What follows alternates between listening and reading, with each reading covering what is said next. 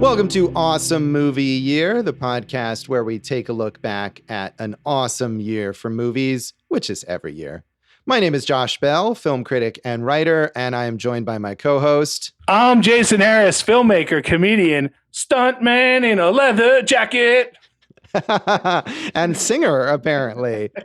I feel like I can imagine that, though. Do you own a leather jacket? Did you have one like when we were in high school? Maybe Yeah, I did. My grandfather used to like to buy them for me. I like the faux leather now because I want to be kind to the animals. But also, don't you think that could have been like a pop punk song in like the late 90s? Stuntman in a leather jacket. I guess so, yeah. I feel like that's more of like a... I don't know, like a ska song, maybe? I don't know. Yeah, that counts. That counts. Yeah. Josh. All right. So from ska, we are moving. We're not talking about ska. However, in this season of Awesome Movie Year, we've been talking about the films of 1996. And in this episode, we're talking about the future cult classic of 1996, David Cronenberg's Crash. Not, of course, to be confused with the Oscar-winning film Crash from, I think it's 2005, which... 2004, I thought. Oh, well, whatever. Whatever year it is, it's terrible, and I hate it. But this movie, I do not hate, and I think I don't remember what else we were maybe considering for this episode, but I think... I was arguing in favor of covering this movie, and having watched it again, I am kind of terrified to see what Jason thinks of it, because it's certainly a unique film, and it was very controversial at the time that it was released. There were attempts to ban it in the UK, which failed. It did not get banned. It was released in the US in versions that were rated NC-17, as well as a slightly edited version that was rated R. It deals with the sexual fetish around car crashes. And I think there's like a word for it that I symphorophilia. There you go. I'm sure you pronounced that correctly. So symphorophilia? That probably sounds right. I don't know. It deals with Sounds that. Good. Whatever that is. That's what this movie is about. And the reason they wanted to ban it is in England is they said that's not really that's not a real thing, right? Was that one of the reasons? I don't know. Maybe that is a reason. I mean, and I can believe that. And some of the reviews that I read bring up that idea that it's not a real thing. And interestingly enough, we'll get to the reviews, and I don't know if it's in the parts that I quoted, but the idea that this fetish is not real was brought up both as like a positive thing and as a negative thing about this movie, depending on who the critic was. So they either thought that was like a clever aspect of this or a failing of this movie. So it depends on how you look at it. So with all that controversy, it did okay box office wise. It grossed $23.2 million on its budget of $9 million, which is not bad, especially for a very, very niche kind of movie. I mean, I feel like best case scenario, this movie is definitely not for everyone. I mean, I can't imagine anyone involved in the making of this movie thinking it was going to be a big mainstream hit or anything like that. So the fact that it made money at all is pretty impressive, honestly. It won a special jury prize at the Cannes Film Festival in 1996, which is basically just a made-up award when they want to give a movie, like, kind of recognize that it's notable, but not give it an actual award. They make up, it was not the grand jury prize winner. That, of course, was Secrets and Lies, which we talked about in a previous episode. But it was given a special jury prize. And I noted, I think in Wikipedia, it mentioned that this special jury prize at Cannes has not yet been awarded again since. I noted that as well, Josh. Also, this was Coppola, who was the head of the jury at this. Yes. So, I mean, I think, yeah, it got respect from people like that. I think Martin Scorsese eventually later on named it on one of his lists of the best movies of the decade. Yes, he did. And number 8 of the year. Right. So this is a movie respected by other filmmakers and reviled by a lot of audiences, it seems like. However, it did also win 6 Genie Awards in Canada, the top film awards in Canada. It was nominated for 8, including Best Picture, which it didn't win, but it did win 6 awards, including Best Director for David Cronenberg. And my favorite award that it won was the Best Alternative Adult Feature Film at the AVN Awards in 1998 for some reason. But if you don't know the AVN Awards here in Vegas, we are very familiar with them because they take place here. And it's the porn industry. It's their awards. I wonder what it was up against, Josh. I don't know. Maybe I should have looked that up. I assume that's some sort of award that's given to like mainstream stuff that represents sexuality. A lot of sex, yeah. But I don't know. But I did like that. I'm pretty sure this is the only movie that we'll ever talk about that won an AVN award. And related to that, I will say that this movie at the moment is a bit hard to find. It's been released on DVD, but the DVD is out of print and it's not streaming anywhere. There's a big new restoration of it, I think, that's set for a Blu-ray release later this year. But both of us, I think, had a bit of trouble tracking it down. And I ended up watching this movie on a porn website. So really? Yes. It was on a porn site? It was on a porn site. What porn site, Josh? xvideos.com. Oh, yeah. That's a famous one. I wouldn't know anything about it, but I've heard that's a famous one. I didn't even realize. I had just kind of looked around online to try to find it. And I found this link that worked and I started watching it. And I looked in the corner. I was like, you know what? This is a porn site. It's definitely a porn website. So, hey, Dave, what's your favorite porn site? How can I pick? And I mean, this movie it's not porn, but it certainly is very, very sexually explicit. In fact, even I had seen it before and I was sort of surprised at how sexually explicit it really is watching it this time. I think I hadn't remembered all the details. It definitely divided critics. Roger Ebert gave it a thumbs up. Gene Siskel gave it a thumbs down. They had a very spirited discussion about it on the show. Which Josh watched on xvideos.com. Yeah, exactly. xvideos.com, home of lots of Siskel and Ebert episodes. So sexy to see them in their blazers. But yeah, I mean, essentially the discussion involves like Roger Ebert basically calling Gene Siskel a prude for not liking this movie, which I thought was quite amusing. And Roger Ebert loved it, or maybe not, maybe that's the wrong word for it, but he had a lot of admiration for it. And he's one of the people who referenced the idea of whether this is real. In his review, he says, Crash is about characters entranced by a sexual fetish that, in fact, no one has. David Cronenberg has made a movie that is pornographic in form, but not in result. Take out the cars, the scars, the crutches and scabs and wounds, and substitute the usual props of sex films, and you'd have a porno movie. But Crash is anything but pornographic. It's about the human mind, about the way we grow enslaved by the particular things that turn us on and forgive ourselves our trespasses. It's like a porno movie made by a computer. It downloads gigabytes of information about sex, it discovers our love affair with cars, and it combines them in a mistaken algorithm. The result is challenging, courageous, and original, a dissection of the mechanics of pornography. I admired it, although I cannot say I liked it. It goes on a bit too long. Afterward, I found myself wishing a major director would lavish this kind of love and attention on a movie about my fetishes.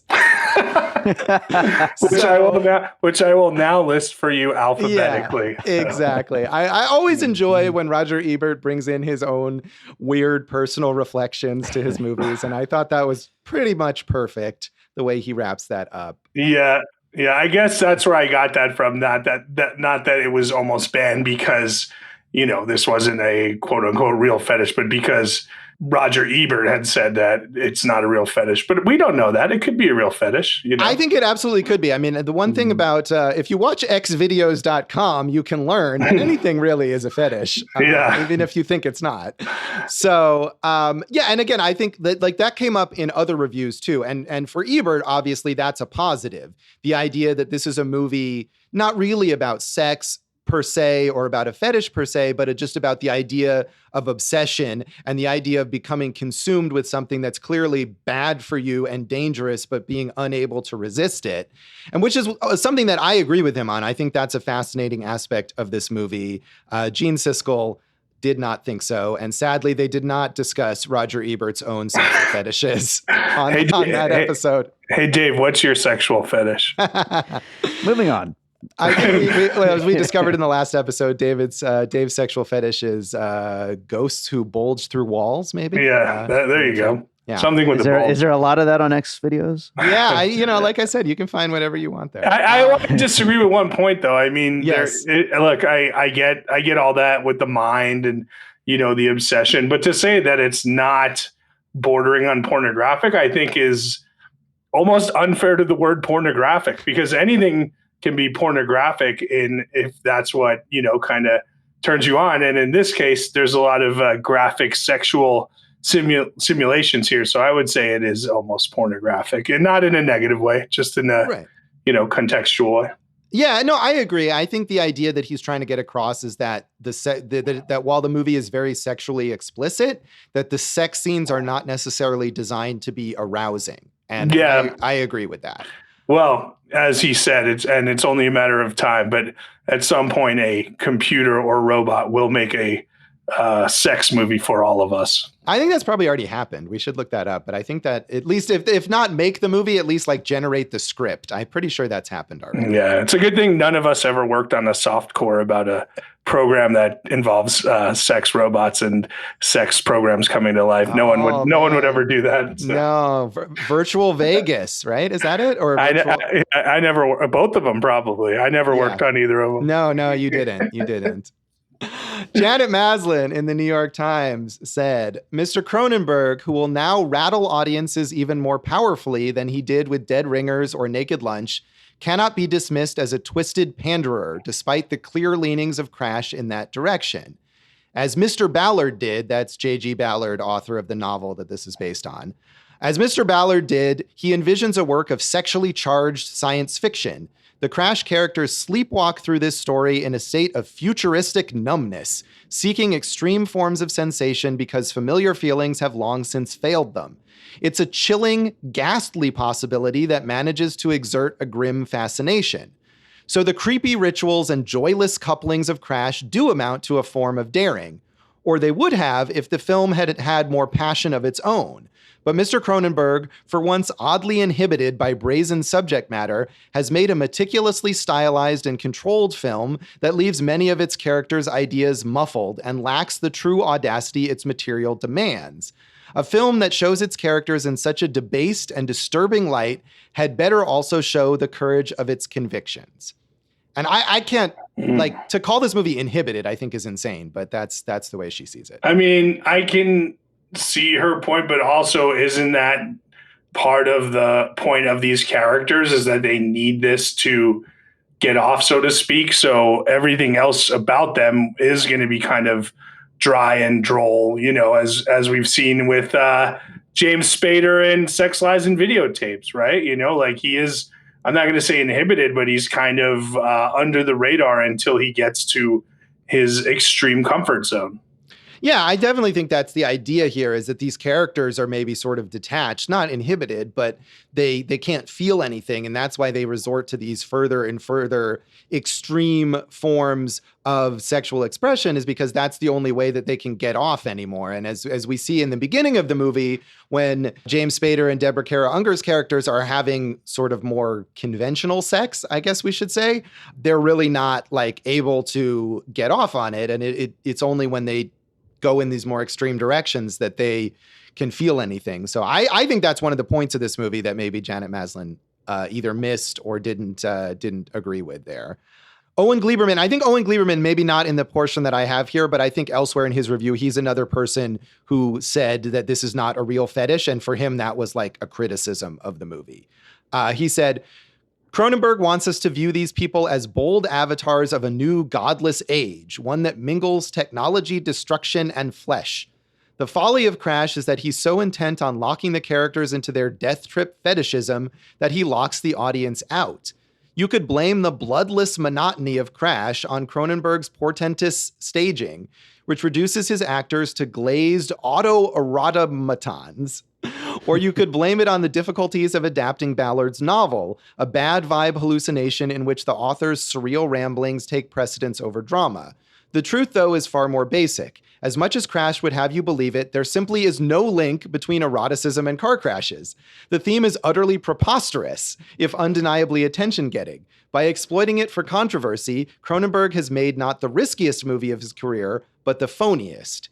And again, I don't think it matters whether this is real or not. The point is that it's real to the characters in the movie. Yeah. Oh, I'm a movie reviewer. I don't like anything that's not based on something that's real.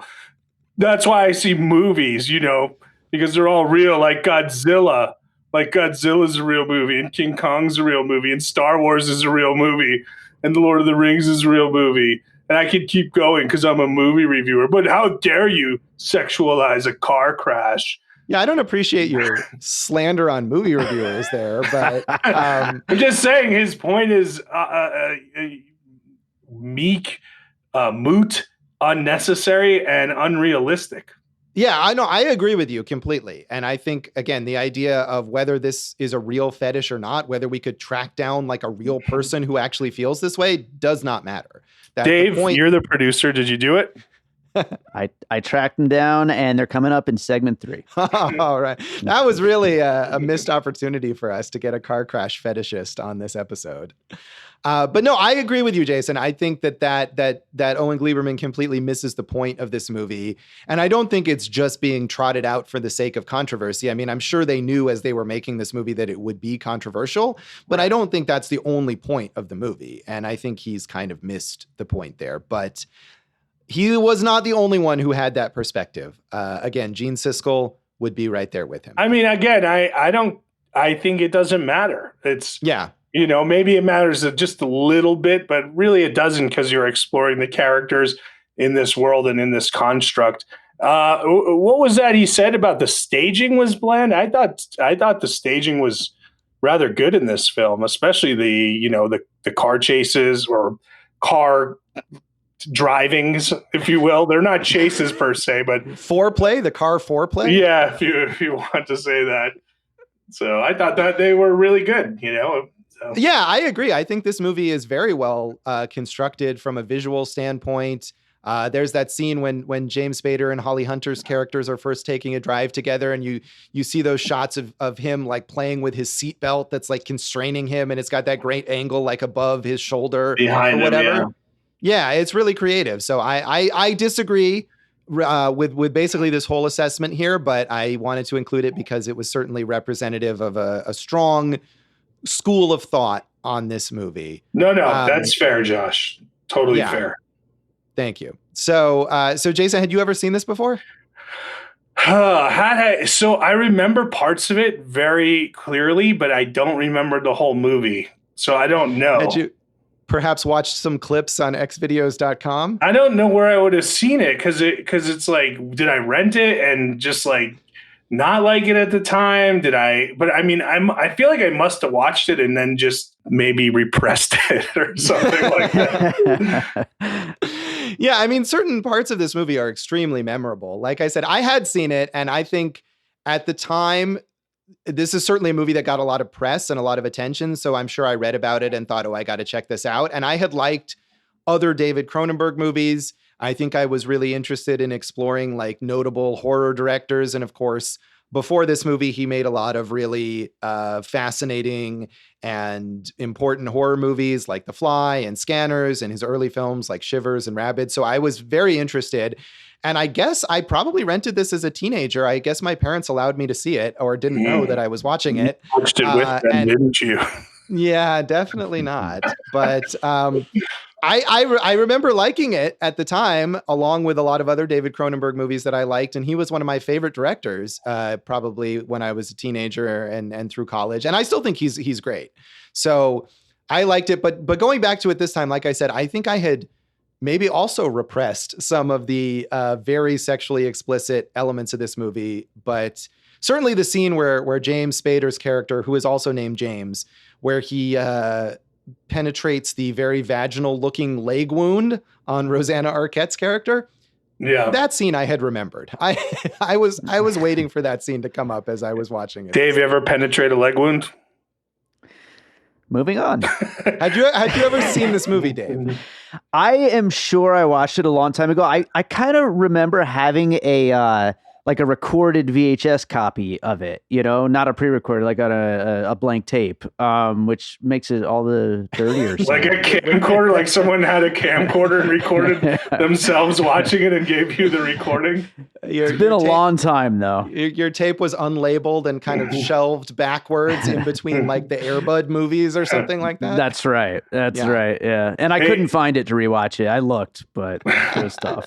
Josh, few more points because you were talking about like this very divergent swath of opinions where some people hated it and some people liked it. Yeah.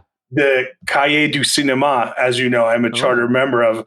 Yes, you are. Picked it as the best film of 1996. I did not agree with them. It was a heated argument, but that's okay. And the Village Voice in their best films of the 90s ranked it 35th, Josh. So also, I do like the fact that there was at least one academic paper written about it. The Crash Controversy, Censorship Campaigns and Film Reception by Wallflower Press, Martin Baker, Jane Arthurs, and Ramaswamy Harendranath. Did you read that paper, Jason? I read it and wrote a counter paper. Yeah. I bet there are quite a few academic papers written about this movie. We'll put a link in the show notes to your counter paper. Yeah, your Jason's dissertation on this film. It's a subsection of X videos. Yeah, there you go. All right. Well, we'll come back then in a moment and talk about our general thoughts on Crash.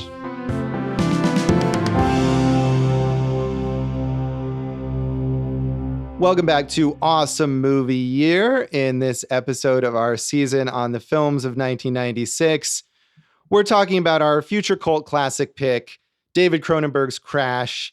And as I was saying before, I can't remember what else we were considering, but I definitely was pushing for us to discuss this movie in this episode.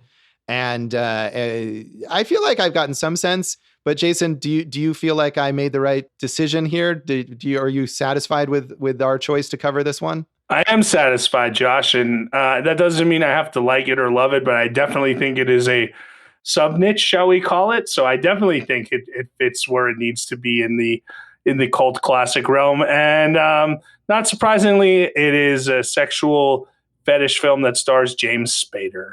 Yes, he's the second sexual fetish film starring James Spader that we've discussed on this podcast. We're coming for you, secretary. Yes, after Sex, Lies, and Videotape. So, okay, but did you like it, Jason? So I kind of agreed with some of the reviews. Like I really liked the first hour of it, and then I just thought it meandered. And I think the last part of it just fell off a cliff, so to speak. Like it's just like, okay, where is this going? We know these characters, we know what they're into, but it didn't really go anywhere, and then it was like, okay, here's a big car crash and now some of our characters died, but it just kind of was a little formless, I'd say. Yeah, I agree. I mean, it doesn't really have much of a plot. And I was waiting, again, not having really remembered as many details, I was waiting for it to turn into more of like a thriller later on, because we have, to sort of summarize, we've got James Spader and Deborah Kara Unger as this married couple, James and Catherine, and they have an open relationship of some kind and are clearly seeking out sexual thrills elsewhere, but are a bit dissatisfied. And his character gets into a car crash and someone is killed. This man is killed, and his wife, played by Holly Hunter, Dr. Remington, is driving the other car, and James ends up getting sort of having a connection to her of some kind, and they start. I don't know if you would call it an affair, but she really draws him into this subculture. A tryst, yes. I mean, it's not an affair because the husband's dead, right? Yeah, exactly. Well, and also because James and his wife clearly are open about the fact that they have sex with other people. I just want to, I want you to continue kind of describing it, but that scene is extremely memorable, shocking, and just visceral. That scene where they crash, the cars crash, because you're seeing this, the male figure who dies, like fly through this windshield, right up to James Spader in his car. And, the shock on his face, there's a dead man right through his windshield. And then we see the passenger in the other car, which is Holly Hunter, and like she just like opens her shirt and like rubs her nipple, and it's like she's clearly sexually aroused. And that's like the first inlet that we've seen into this fetish. And it really is like, whoa, what is going on, you know? Yeah, I agree, because we've seen before then that James and Catherine obviously are sexually adventurous, but there's no sense really that they're into this whole car crash thing. Although it does open, they definitely have a relationship to vehicles, because the first scene involves Catherine having sex with this random dude that we never see again.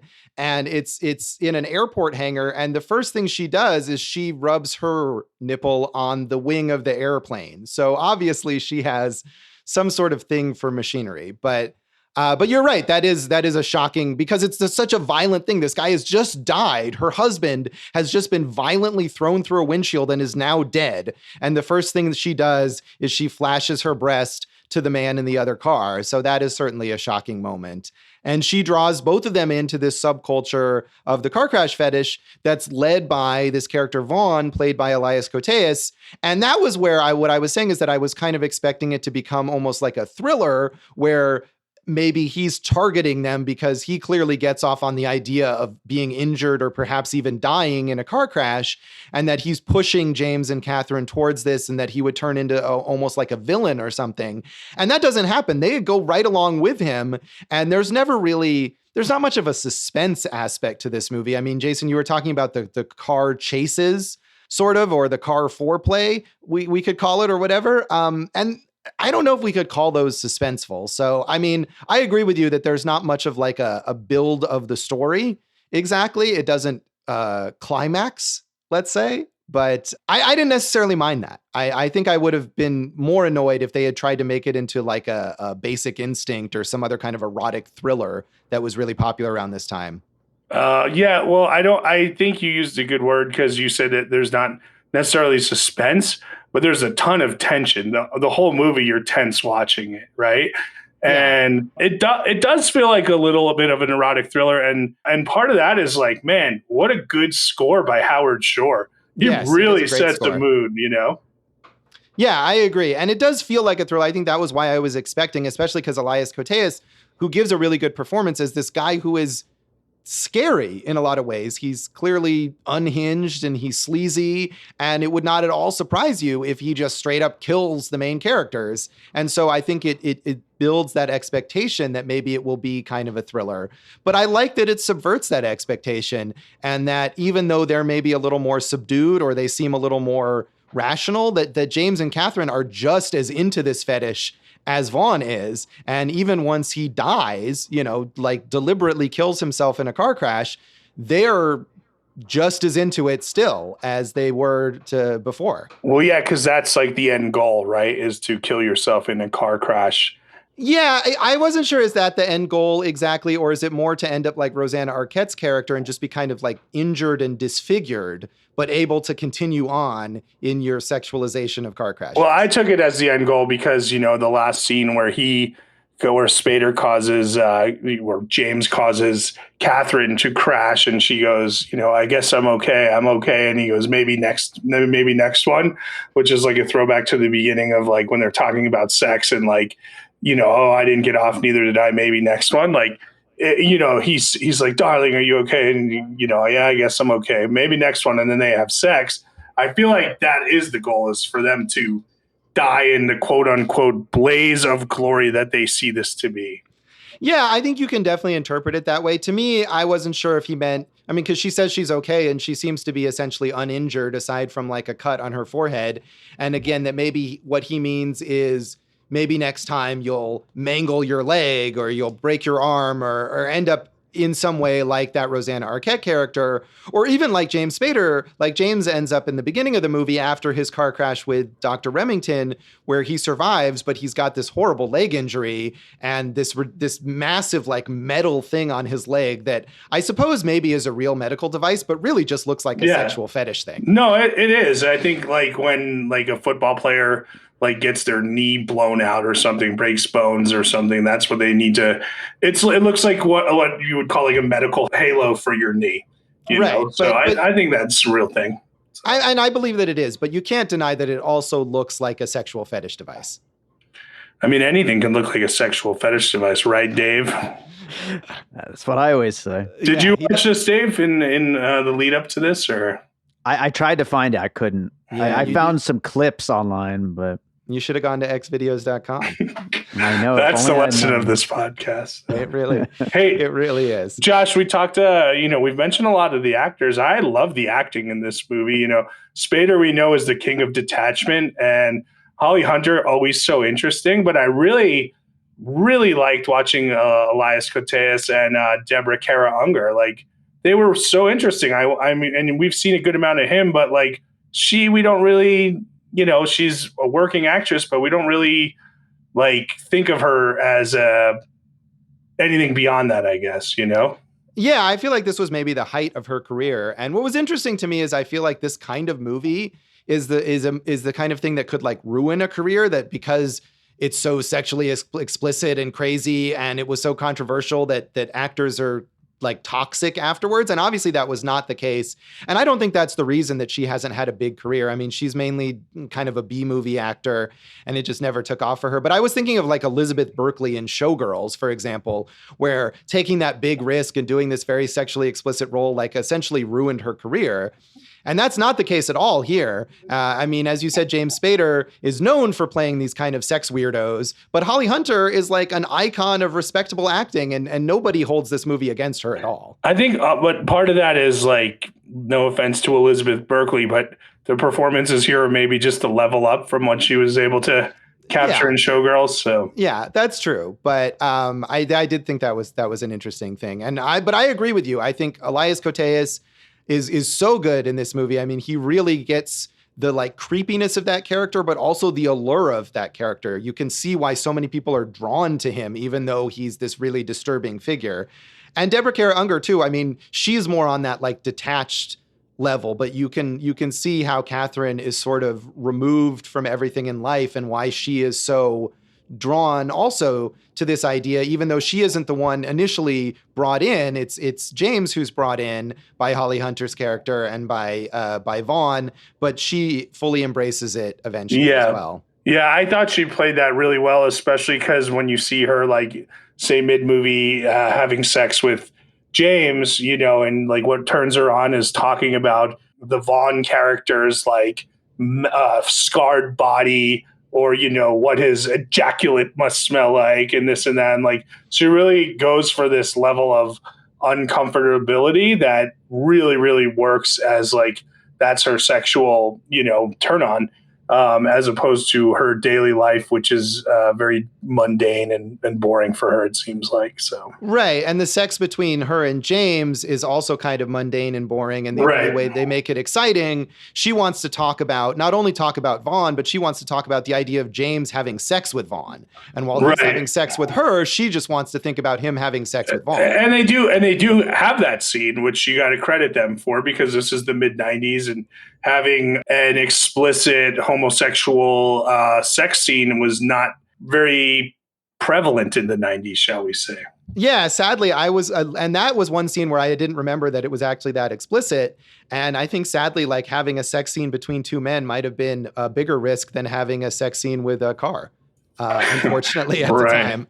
No one has sex with a car, just to be clear. That is true. They caress the cars in very sexualized ways. Yeah, there's a great scene with James and Rosanna Arquette's character at the car dealership, where she keeps rubbing up against the car in an extremely sexual fashion, and Gabrielle's her name, and like the car dealer is like first confused and then turned on, and then they end up like breaking the fabric of the car, and he immediately scared that he's going to get in trouble.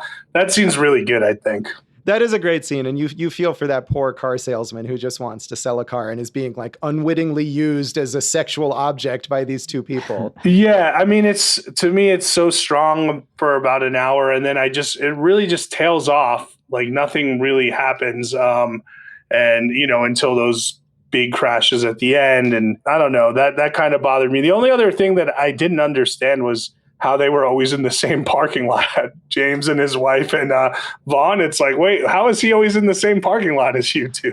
Well, I mean, he's following them. They clearly establish early on in the movie that he's following them around. He's taking photos of them without their knowledge. I mean, that's like, part of his creepiness. Sure, but like when they're leaving work, like in his car's there, it just seems like he's coming from like a neighboring building or something. Like, I got out of work now too, and I don't know. That was a little unclear. Do you think he works? What is Vaughn's like day job?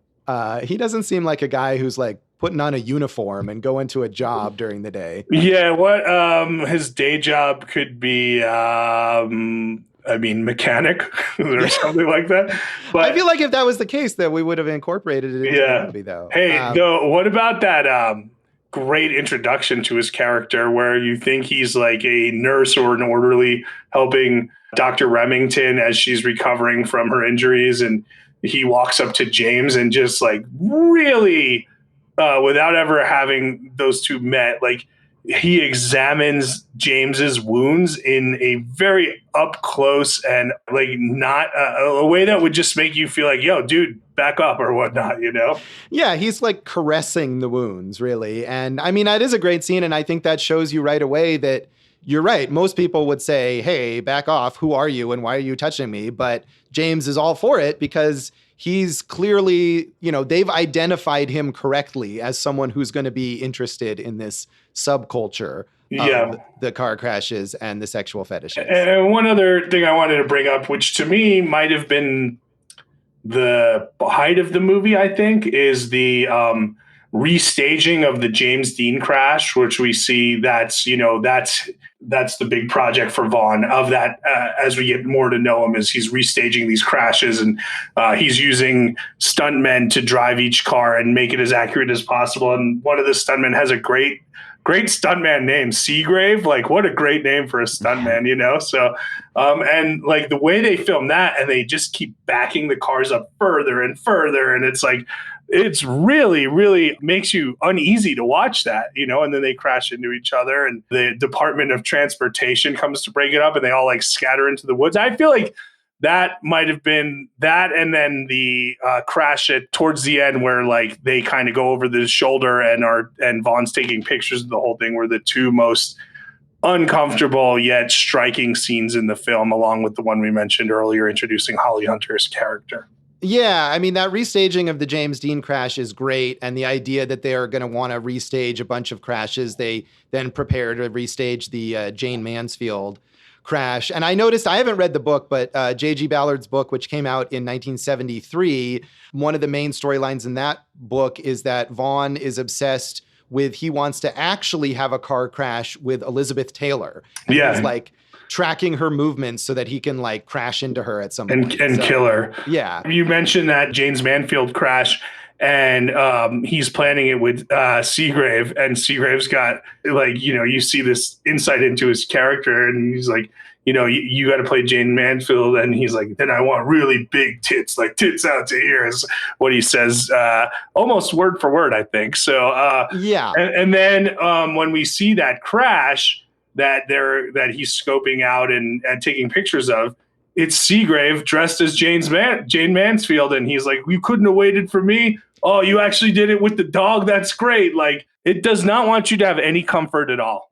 No, and that scene I think is great too, because prior to that, we've seen all the car crash stuff we've seen are these characters who are into the fetish and they're staging it themselves for themselves. But when we get to that point where they pull off the side of the road, they see this massive crash and they're very excited and Vaughn starts taking pictures and they're all like voyeuristically looking at it. And Catherine sits down next to this woman who has like broken glass protruding from her face.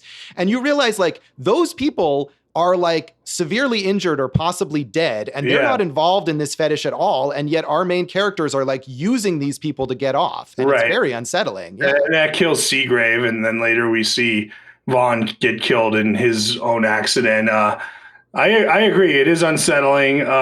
One criticism I have is like, I really like Holly Hunter and I think she's very good in this movie, but she just disappears for like the last 40 minutes until like one scene at the end. And like, that really took it down a notch for me because I was invested in her as a character. Yeah, I agree. And I think she is more of a, like James and Catherine, she's more of a quote, like normal person kind of character. And you feel like she has layers. I mean, she's a doctor. Like, how does that relate? And she does kind of disappear in the second half of the movie. And that's a little disappointing. I don't know if there's any deleted scenes or anything like that that give you more. Because she shows up again, basically just to have sex with Rosanna Arquette's character in a brief scene. And then you don't see her again. So that was a little disappointing. I agree. It does have a certain shapelessness to it. And I think that's partially adapting a novel that, again, I haven't read, but is kind of just like impressionistic and not really plot driven. And that's a tough thing to do. And Josh, I would say of all the mainstream films I've seen, this has the most finger banging and the most explicit finger banging. There's a lot of finger banging scenes in this one, Josh. There are indeed a lot of those scenes. Yes. It's very, very explicit. There's nudity of all kinds in this movie and very graphic sex that, again, I think going back to what Ebert said, is very graphic, but not necessarily meant to arouse the viewer.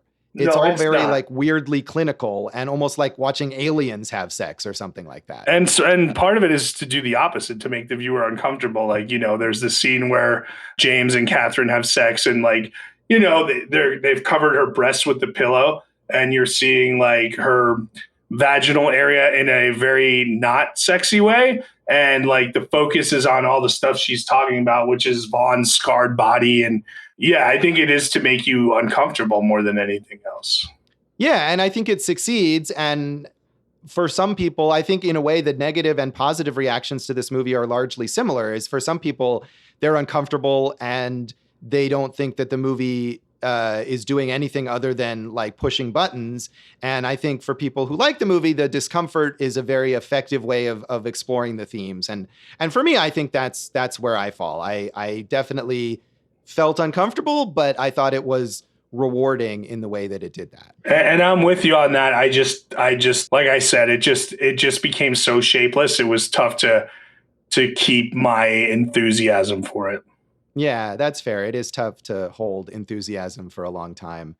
That was meant to be some sort of sexual joke that failed. I'm just really excited to find out what you guys are going to rate this out of.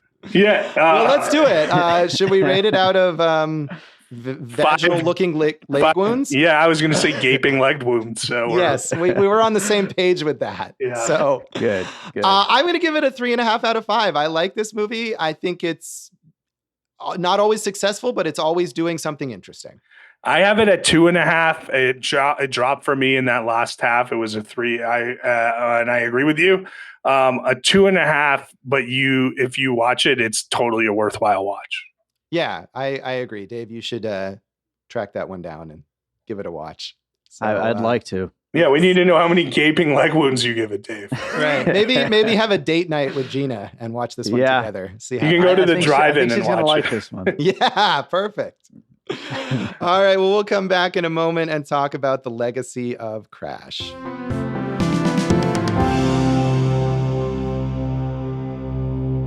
Welcome back to Awesome Movie Year. In this episode of our season on the films of 1996, we've been talking about our future cult classic pick, David Cronenberg's Crash, which I think we agreed is an interesting movie and worth watching. So this was, I mean, despite its, I think, as I was alluding to, its potential to like destroy careers, this movie was maybe a turning point for Cronenberg in some ways that got him more attention. I mean, he had done a lot of very acclaimed movies and successful movies before this, but I think maybe he was still known as sort of this genre filmmaker. And this is a very like serious art movie. And it maybe helped him in this turn towards making even more serious and well-regarded and even Oscar-nominated movies like A History of Violence and Eastern Promises and A Dangerous Method, and yet continuing to explore these provocative themes and in some cases like sexually explicit themes. I mean, there's a very, very famous kind of violent sex scene in A History of Violence, and Eastern Promises has a very famous like fight scene where the characters are completely naked. Yeah, the dudes are just slapping dongs against each other in a fight. Yeah, slapping dongs. I think that was the direction that David Cronenberg gave to the actors. I mean, they were literally, that was how they fought. No, that's not true. But there's a lot of flopping penises in that fight scene.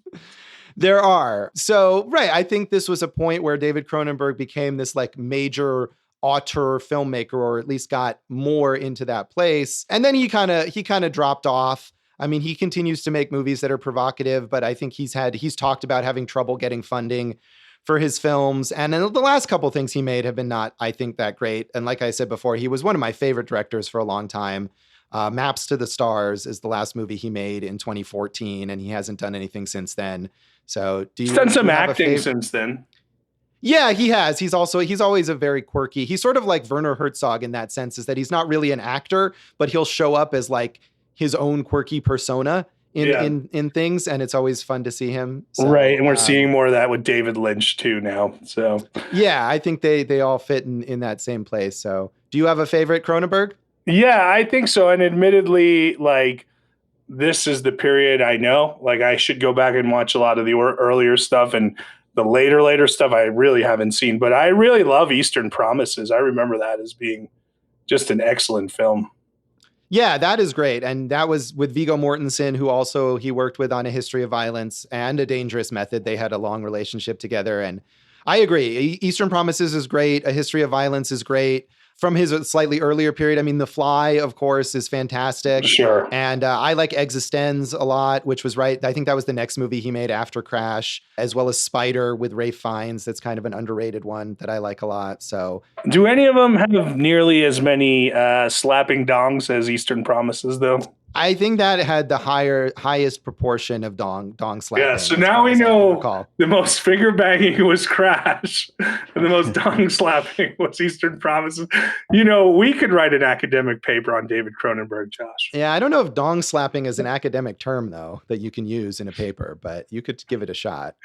You have to introduce new concepts. A podcast, though. Yeah.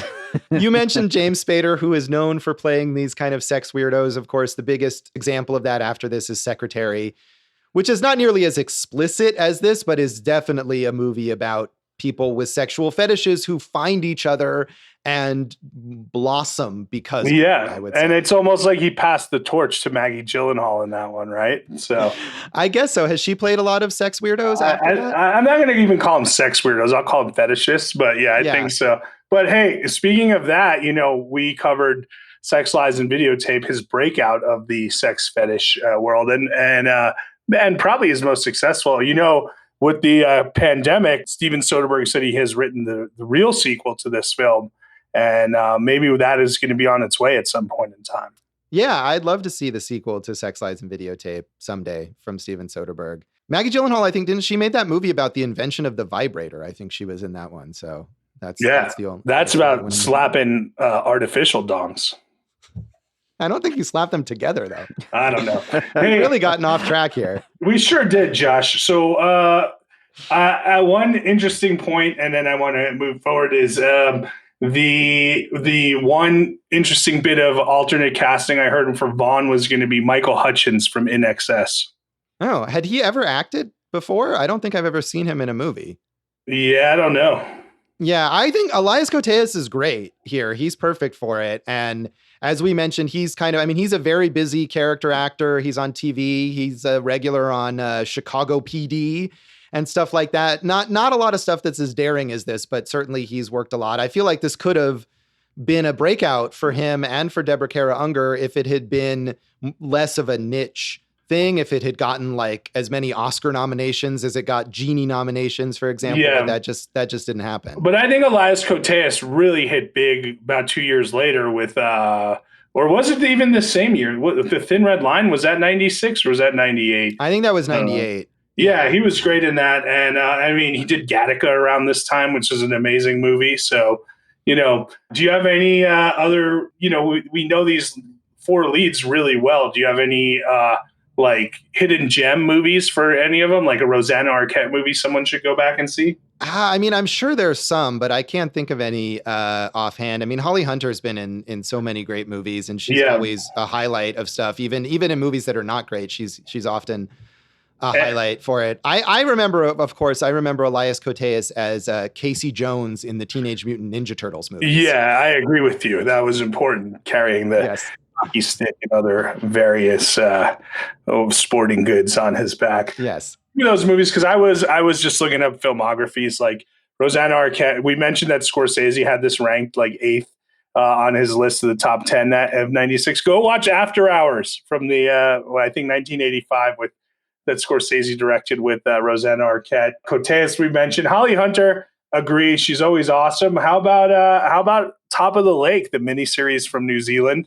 Yeah, she's great. She's great in Top of the Lake and in the first season of that. And that's a great series. I never saw the second season. I know it was kind of not as well regarded, but that is excellent. And I have not seen After Hours, so certainly that's something that I should watch. The only other legacy I was going to mention is J.G. Ballard, the author of the novel. There have been some other, he's very much known for these weird kind of sci-fi-ish novels. The biggest or sort of highest profile adaptation of his work after this was High Rise from Ben Wheatley, which starred Tom Hiddleston, which I thought was not great, but it definitely had a very Cronenberg-y feel to it. It's very similar to, I think, Shivers, the early Cronenberg movie, which is also about like a high rise where strange things start happening.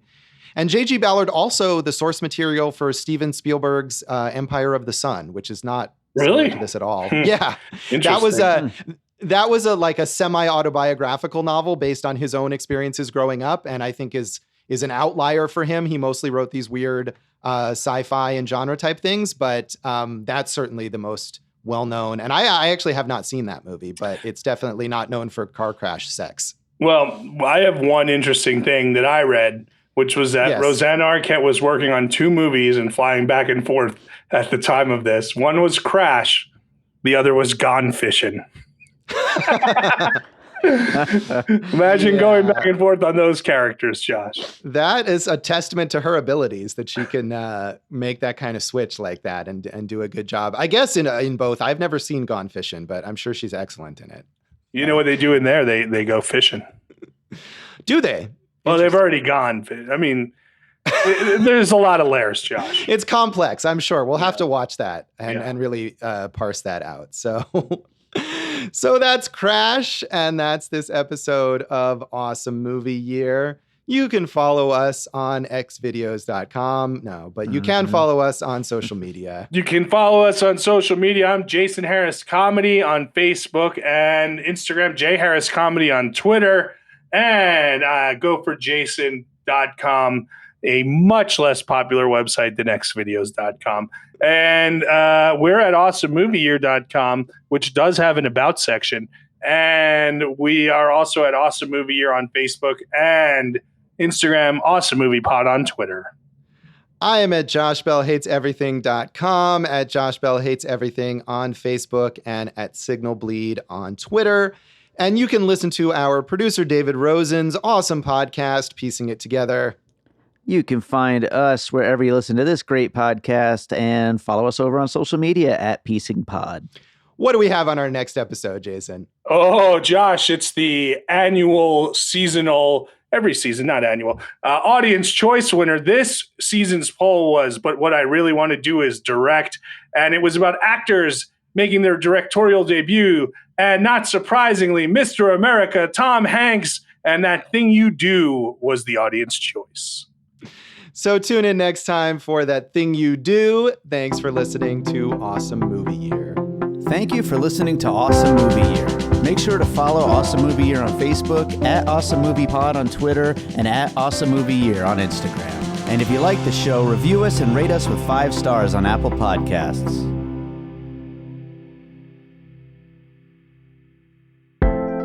An All Points West production, produced by David Rosen in Las Vegas.